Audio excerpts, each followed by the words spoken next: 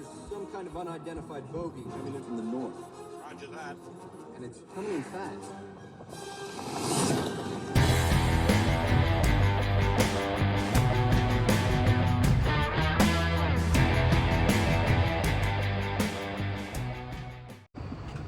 Hey guys, welcome back to the channel. If you were here for that last video, we are doing a read, clean, and press series on Superman and Wonder Woman comics. So this is the second book we're going to do. I actually recently acquired this book in a trade. This is Superman 51. This is published in Canada. It's the Canada version. So nice cover there. You know, she made some muffins. She drops one on Superman's foot. They obviously are rock hard. So I did a trade with Brixco Comics. I acquired this book. It's in nice condition. The spine is all good to go. The staples are attached. Everything looks okay there. There's a tiny little split at the top. A couple small tears on the cover. But I would say the biggest issue on the book is on the back. So there's a large rip here and then a little bit of damage at this staple. So I'm going to clean this quick. I think Brixco probably cleaned this a little bit, but I think that I can do a little more work on this. So I'm going to clean it, or sorry, I'm going to read it, I'm going to clean it, I'm going to press it, we're going to submit it. So I'm going to do this series with the reading, the cleaning, and the pressing with, I've got 1, 2, 3, 4, 5, 6 books before I submit them. And then I will do a series of showing off the grades when I get them back. So I'm gonna take a second here and read this one.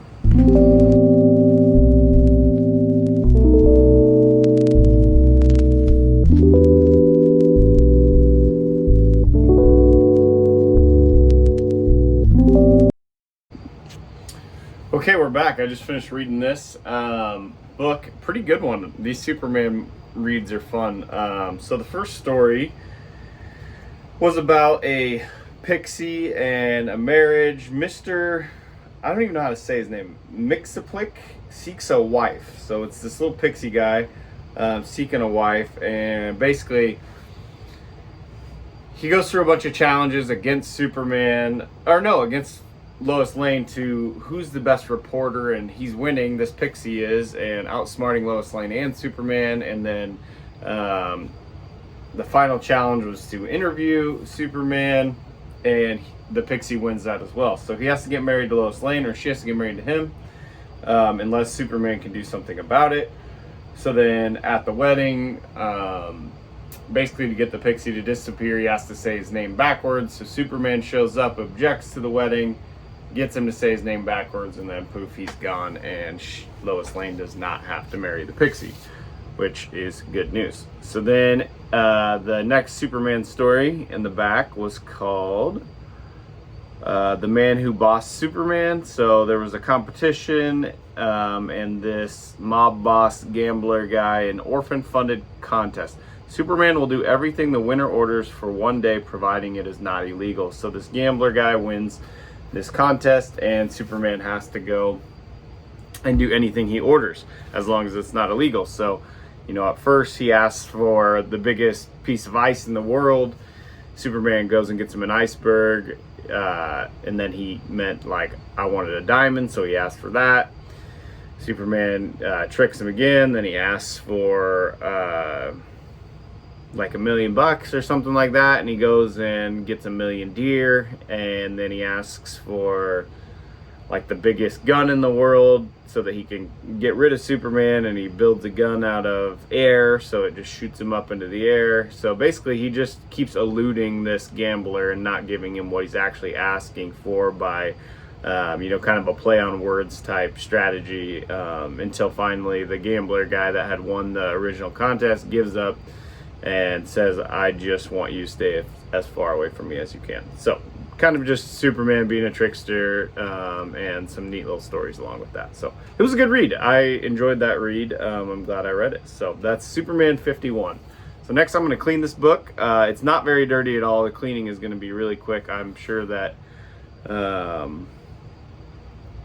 you know, I'll be able to get this thing pretty decent. So I'm going to start cleaning. Do a quick time lapse of that, so you guys can kind of see how I work on that, and then I will put it in the press.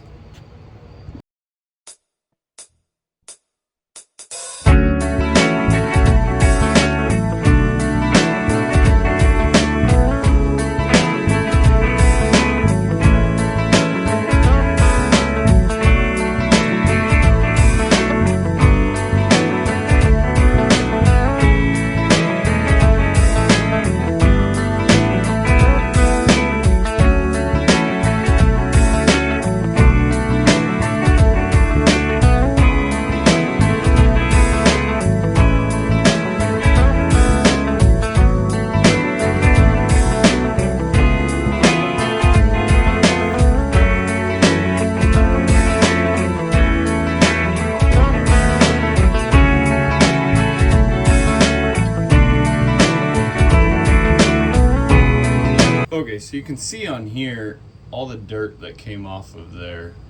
You know, it's not a lot, but in the grand scheme of things, you know, it definitely helps. So next I'm going to take that absorbing pad that I have, and I will show you what I do with that. So this is an absorbing pad. Mine is dirty. I don't know if that matters because I don't know, it just gets dirty quick and it's like hard to clean. So maybe I need to get a new one, but I've been using it. A lot of stuff comes out of this. It's super messy, but just for the sake of the video, I'm going to show you here how it kind of works. But I just take this pad and kind of get it how I like it, and then just lightly go over everything. It's basically like an eraser, except for it doesn't pull any color, and it really shines up and kind of finish coats this comic, if you will. That's just what I'm going to call it. But be careful when you're making your motions that you kind of like push out like this. Like think about how the paper's laying, and don't pull back. Or if you're making circles, make small circles. Don't make big looping circles. You don't want to rip the page. So like pushing out like this is a good way to make sure that you're not going to rip a page. But you know, just take your time with it. Make motions that you feel comfortable with, that aren't going to cause any sort of tearing, you know, and really go over those areas that your eraser and your dry cleaning did not hit. And you'd be surprised, or you will be surprised if you do this. See how I just kind of almost folded it there? You don't want to do that. I got going a little fast, but you'll be surprised really what this will buff out. It works pretty well. I just go over the entire comic with this pretty well. I take my time and really hit the problem areas. Sometimes the paper quality, and it just has like a little bit of a, I don't know, dirt or grime to it. If you have rips like I have in this one here, really try to go cautious and careful or avoid it completely. I'm going to hit it really lightly there. It works great on the spine where that spine just gets a little dirty. It really works well there. So once I have that done, I just kind of pick it up, shake it off, give it a couple light taps, get some of that stuff off of there. Some guys, you know, I know blow it off. I prefer to wipe it off. I really don't want to get any water on the cover of this book at all. So I don't get it perfect in this step because I come back to it. So then I flip it over and I do the same thing. Same thing again on the edges. Just whatever you do, do not pull. You'll tear pages. Push away from the way that the page lays, if that makes sense. So when I get to the center, I like to do a circular motion. People have asked about gloves. I just am clumsy with gloves on. I don't feel like I can really feel what I'm doing. I prefer to have bare hands. Whether that's right or wrong, it's what I do. It's kind of what I prefer. So I have generally dry hands anyways, not real oily or anything like that. So just wash your hands and make sure they're not sweating or anything like that when you're doing this. So that's the absorbing process. I'm going to finish it up and then we will get it ready to press. Okay, so the next step, one that I didn't show you last time, is steaming. This is just a basic, I eBayed this hand closed steamer. It only has one setting. I'm gonna set it here and show you how I do this. You don't want to add a ton of moisture. Some guys do a humidity chamber, all that stuff. I do not. I just do steam. So I hold the book, cover facing the steam, you know, here, out in front of it, and just kind of go, you know, use your best judgment, but just, it's hard to do on video here. Just get enough of that steam in that book to start to feel the weight of the book. Rotate it around, get some on the back cover, you know, move that book in that steam.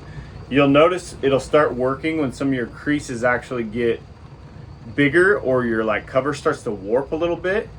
You know, like think about putting water on, or like steam on anything. I guess it'll show it. You know, your book will start to move.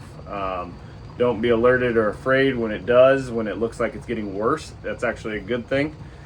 I do like to get a little bit of steam on the inside pages as well. I try to avoid direct steam, I kind of stay out of it and go in and out of it, flipping pages. I just don't want to get water splashes on there at all and affect any ink. So I'm really not like dousing this thing with steam. I'm just kind of getting a little bit of moisture put in there. So just kind of flipping through pages, making sure that a little bit of moisture gets in the book. So when you're doing that, you'll see like there, see how that book's starting to take on the steam. It's starting to open up.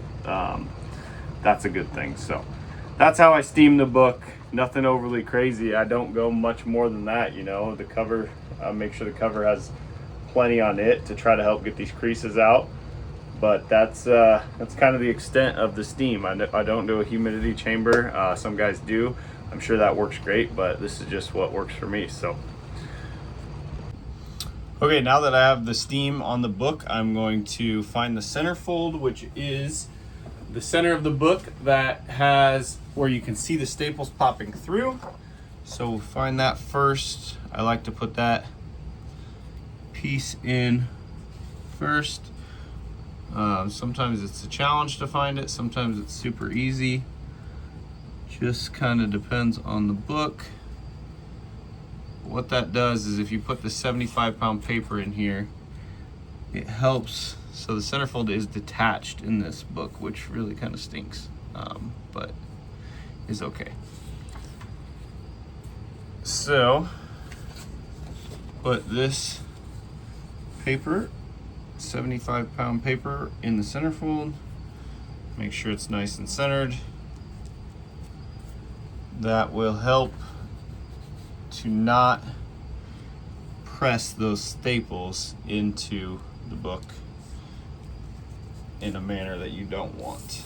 So, and then I take a regular Golden Age board, and put it inside the cover. I put the shiny portion down, and I make sure that it's nice and centered. And then I flip the book over. I put a board in the back.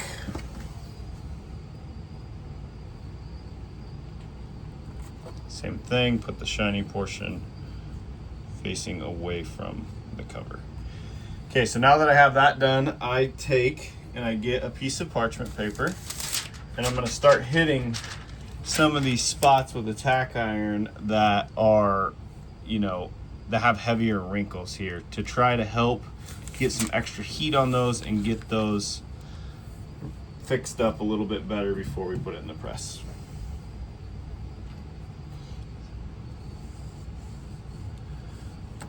This is just a regular tack iron off of Amazon.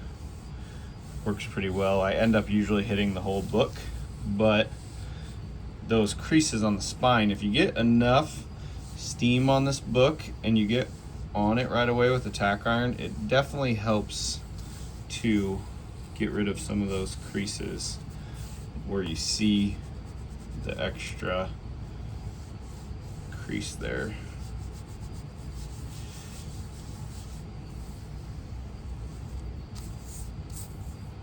So like these guys right here, those are kind of what I'm working on. Trying to get those out, just giving them a little extra attention before they go into the press. I mean, the press will press them down. This kind of helps work them out, in my opinion, but I just kind of hit everything while I got it going, and then I'll flip it over and do the other side. I don't do a ton and spend a ton of time with the tack iron. I probably should get better at that and spend more time with it. But it does seem to be worth the extra effort. Like there's a crease down the center here, to just hit that before I put it in the press.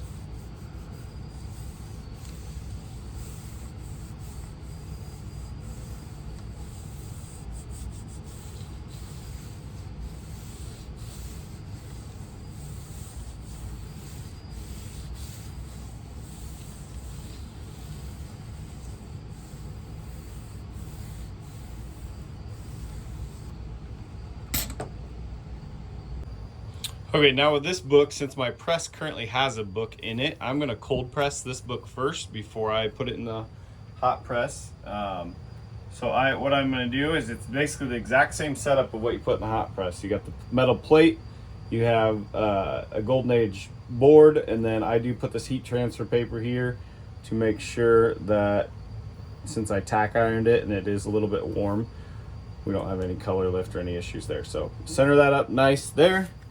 Take another board, make sure, take the parchment paper first, take another board, put the shiny side up, make sure that's nice and centered. And then I take one more piece of this metal, sandwich that in there. And then I have my wife's dumbbells, or workout dumbbells here. So this is, they're both 10 pounders. So I take those and I put them on top like that. That will sit for 24 hours. Tomorrow when the book that's currently in my press comes out, I will rotate this book and put it in the heat press and go from there. Okay, so that's pretty much it. You've got read the book, clean the book, dry clean it with a cotton round and an eraser. Be careful with the color and the eraser, and just use caution there. Hit it with an absorbing pad, hit it with a little bit of steam, and then after the steam, hit it with a tack iron. After the tack iron, put it in a cold press. After the cold press, we'll put it in the hot press. After the hot press, we'll pull it out, evaluate it, see if it needs a second press. I don't believe this book will. And then after that hot press, we will put it in a bag and board and we will ship it off to CGC once we get a group of books ready to go. And then that's it. It's pretty easy. You don't have to have anything fancy, crazy. Most of the stuff I bought, I got super cheap. I think the most expensive thing I have was the heat press, and I bought that on Amazon for like 160 to 180 bucks, nothing too crazy. So it's really not overly difficult to get into this. I know a lot of people, when I first found this collection and started, they're like, don't clean and press, don't touch those books, like those are valuable Golden Age books, you're gonna ruin them. I disagree. It was super simple to get into.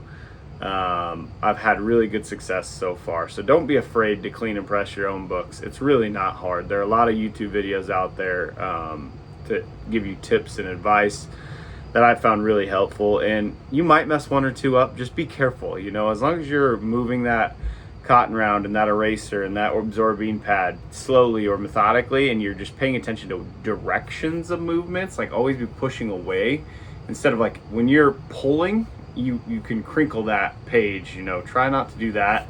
Try not to erase any colors. If you just be mindful of that, not too difficult. So hopefully videos like this help you decide to clean and press some of your own books. I know why I got into cleaning and pressing was because I didn't want to ship the books multiple times to other people to do it. I still plan on having Comic Spa clean and press a couple of mine for me, just because I'd be curious to see the results from somebody who's really been doing it a long time, see what they can do compared to what I'm doing. But it's so nice to be able to clean and press your own books and not pay fees, not ship it a million times. So let me know if you have any questions. Leave it down in the comments, or if you have any concerns with what I'm doing, that's fine. You can comment that too. I'm always open to suggestions, but I really enjoy cleaning and pressing the books. It makes me feel like I really get to spend more time with that book, and I'm putting a little bit of love into that book, so anyways, I hope you guys like this video. I'm going to keep doing these. I have 1, 2, 3, 4 more Superman books to do. I'm going to read and continue those and keep the series moving. Once I get the 6 done, we will send them off to CGC. Have a great week. Bye, y'all.